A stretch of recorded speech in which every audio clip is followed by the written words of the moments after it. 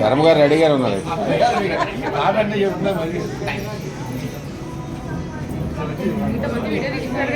చిరంజీవి పాట పాడితే మళ్ళీ స్టెప్లే.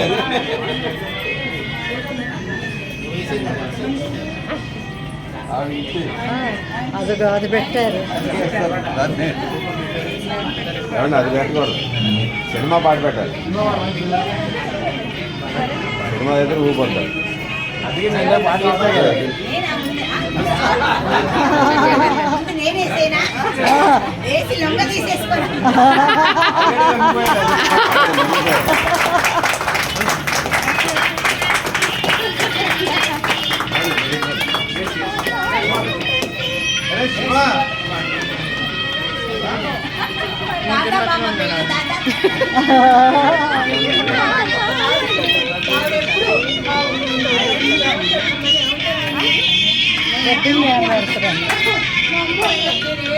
ఆయన సినిమా పాట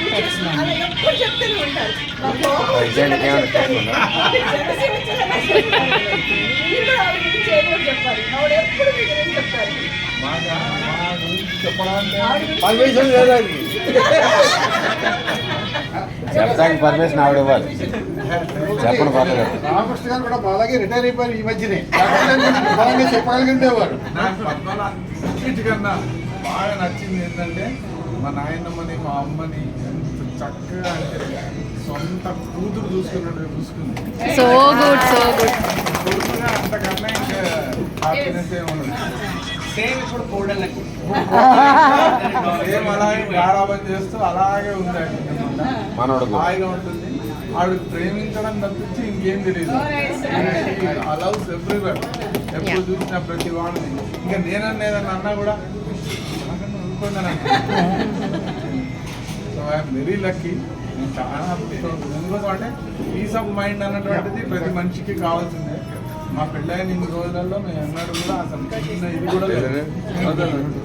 కాబట్టి మాది కంబైన్డ్ ఫ్యామిలీలో ఉన్నాము.